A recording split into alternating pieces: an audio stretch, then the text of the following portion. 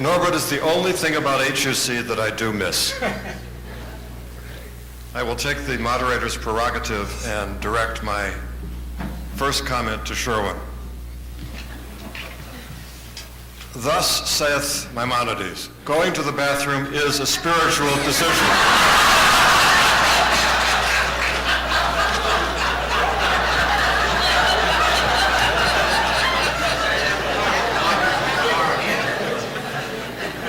So there.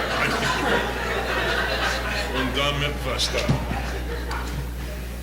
Joe?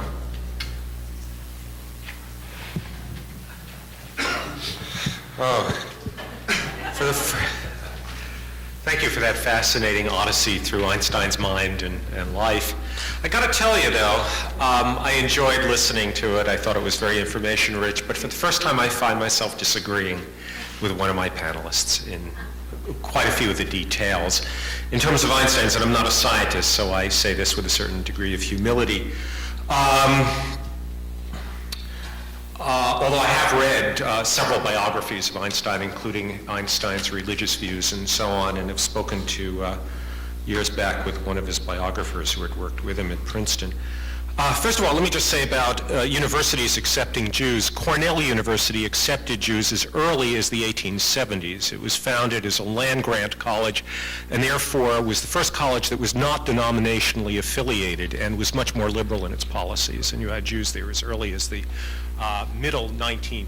Did this go out? You just turned it on.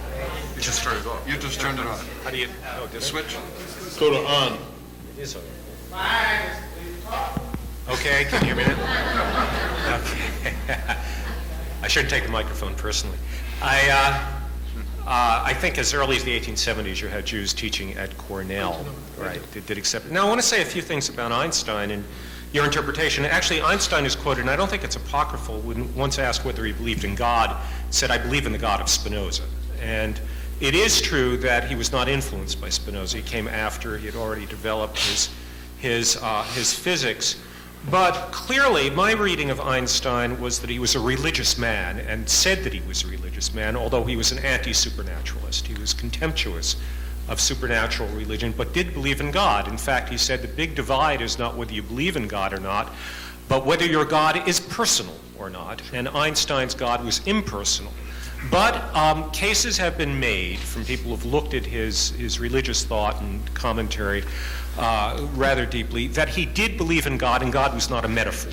That God was a real, existent, transcendent thing, identified with reason, as it were, capital R.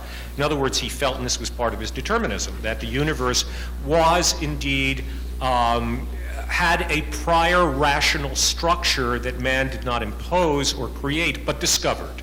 And that for Einstein, that was God, and an intuitive relationship with that reason, capital R, constituted what I think, at least in my definition of spiritual, would have been a very spiritual experience. And he did define himself, when asked, as a religious man in that sense.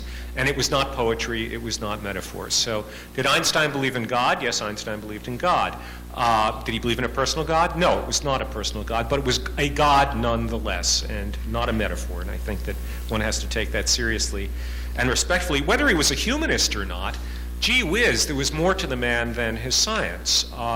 He had said in his book, I think it was Out of My Ideas and Opinions, which is a collection, there is a paragraph that I use at funerals very often because it is so ethical and humane in its orientation that we don't know what purpose we're here for, but sometimes we think we recognize it.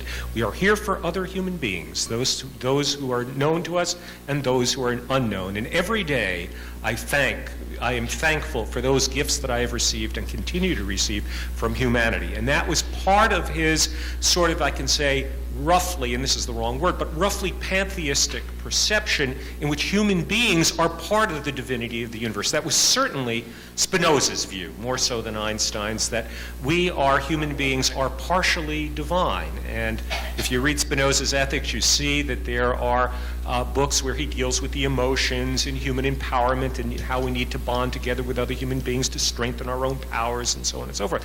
So that although both Spinoza and Einstein were indeed after that sort of impersonal truth, I would say that the human world existed certainly in the radiations of that truth and were by no means irrelevant to it.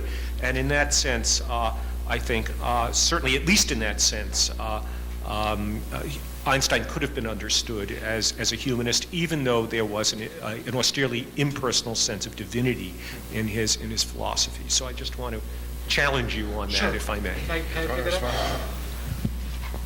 Yeah, thank you, Joe. It isn't really a disagreement. It's just because I didn't have time to, I simplified things. Believe it or not, I didn't say everything I had to say. Thank you for the correction on Cornell. I will be careful on the Cornell reference for the future. I didn't know about Cornell. Look, I'll give you a problem of intellectual history. The issue here is intellectual history. I think what Einstein believed is clearly very, very close to Spinoza, without a doubt. It's also clear he didn't get it from Spinoza because he had these ideas before he read Spinoza. When he was asked about Spinoza after he had been invited to give us a lecture somewhere, I forgot where, on Spinoza. It's a footnote. The book on Einstein's religious beliefs that brings it all together is by a fellow named Max Jammer. And it's Princeton University Press, but since my notes are in the airplane, I don't remember the title of the book.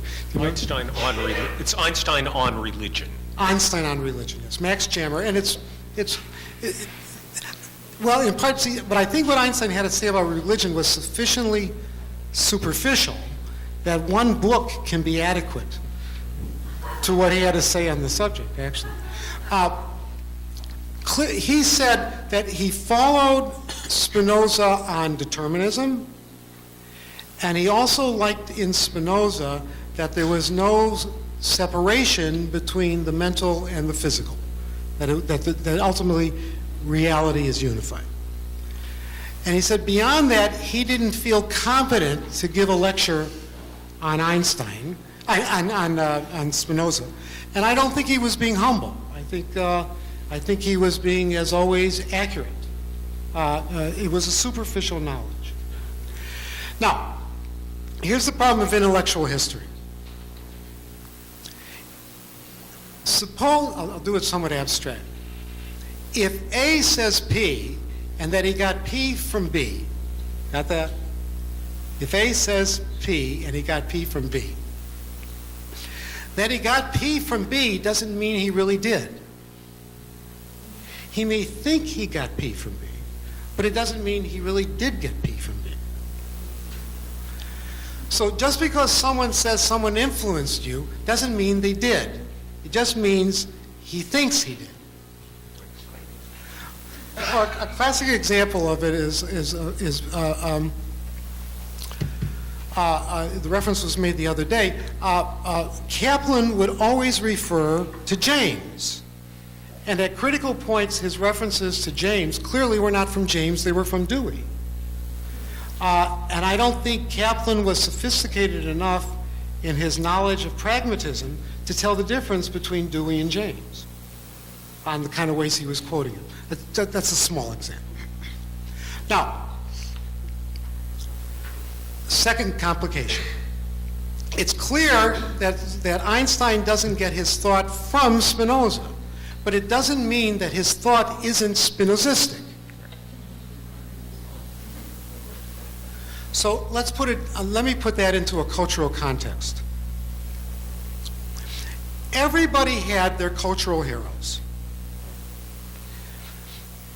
If you were Jewishly educated and you were a strict interpreter of halakha or a loose interpreter of halakha, if you were a strict interpreter of halakha, this is 19th century, your hero was Rashi. Rashi, 10th century biblical commentator. But if you were a free thinker on the Torah, that you wanted to come out with a more of a rationalist, modernist interpretation, and you were Jewishly educated, then your hero was Ibn Ezra. And you'll find in the Haskalah movement of the 19th century all kinds of descriptions of things being attributed either to Rashi or to Ibn Ezra, which sometimes were true of them and sometimes were not true of them, but the choice of the hero was a cultural hero choice. Now, for the secular Jews of emancipation, the cultural hero was Spinoza. So everybody had Spinoza as a model and a hero, whether they had read Spinoza or not. So clearly this Spinozistic thought was there in the air. So I don't have any doubt that he was Spinozistic, but it's coming more out of his sort of general cultural milieu. So that wasn't a disagreement. I agree with you on that. Anyone on this side? Small bit. Mitch? I think there's some questions on the signs that. Microphone, Marshall, microphone. Microphone? Anyone. Anyway. I'm going to actually skip the science questions, I've decided. I'll just make one sort of comment and get your reaction, and it doesn't relate so much to what you said about Einstein as much as a question you asked about Einstein. Is Einstein a Jew? And that's been a very common question that organizations and people have been looking at and struggling with, who is a Jew? And I've started to try and think about this seriously. And what I've decided now is that my response to the who is a Jew question is, why do you want to know? And I feel like once I find out why they want to know, then I might be in a position to answer the question. So just a comment. I think that's all right too. Remember, I sort of am an intellectual historian of Jewish philosophy, and whenever I write about the people I write about, I have to situate them. I also want to situate them in the context of coming out of the history of Jewish thought. They're not just general philosophers. So partially behind my mind with the Jewish question is always, is he a Jewish philosopher? And I'd say he's a Jewish philosopher if he was influenced by Jewish sources. So that's my professional mindset. Okay. Sherwin, and then Fred. I think I remember the original question I asked you to do. That was to discuss how the pursuit of science could be a spiritual experience. So I'm going to address that question to you now. Oh, good. Good, thank you. Okay. That is, from what you said, it seemed to me that you were saying that it would be impossible to have a spiritual experience without some belief in a God, whether personal or impersonal. Okay. And therefore, by implication, that for people who do not believe in God, Yeah. it is not possible to have a spiritual experience. And if Yeah. one is a scientist who does not believe in God, the pursuit of knowledge and the pursuit of truth cannot be spiritual. Am I reading you correctly? No. You notice I can sometimes give a definitive answer to a question.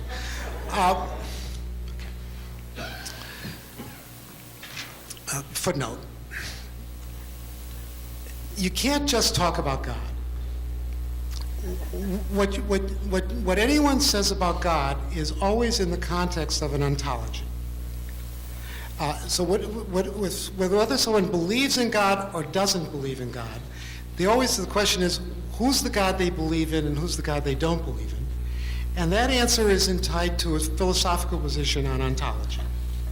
So before I can answer your question, I got to say something about the ontology under which the answer is coming from.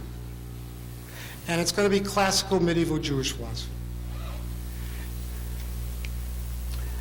Reality is ultimately, what am I talking now? I'm talking an Aristotelian tradition of Jewish philosophy, 10th to 17th century, very roughly. There isn't one reality, there's multiple realities. There's a mental reality, there's a material reality, but there's an absolute reality. What's the absolute reality? God. That's absolute reality. Now, What's mental reality? Mental reality is the world of your ideas. Where do the ideas come from? They come from God. What's physical reality? Well, if mental reality is God mentalized, made into an idea, physical reality is God materialized. So God becomes expressed in matter as object, it becomes expressed in mind as thought. But what's the ultimate subject of knowledge? It's God. But what is God? God's reality. Now I'll get more specific on Maimonides. How do you study God? He tells you in the first book of the Mishnah Torah, you do physics. What physics is, as Maimonides understood it, is the study of God. Because every other can call this natural theology, if you will. What are you studying when you study physics? You're studying the mind of the Creator. Because the laws of the physical universe is the nature of the Creator of the universe. Now, in this context, what's the highest form of worship? Answer is the study of physics is the highest form of worship. You should know, in the 14th century, that gets Maimonides in a lot of trouble. Because Christians are saying to Jews, convert, or you die. And philosophical Jews were converting like crazy. Because you can study physics and be a Christian just as well as study physics and be a Jew.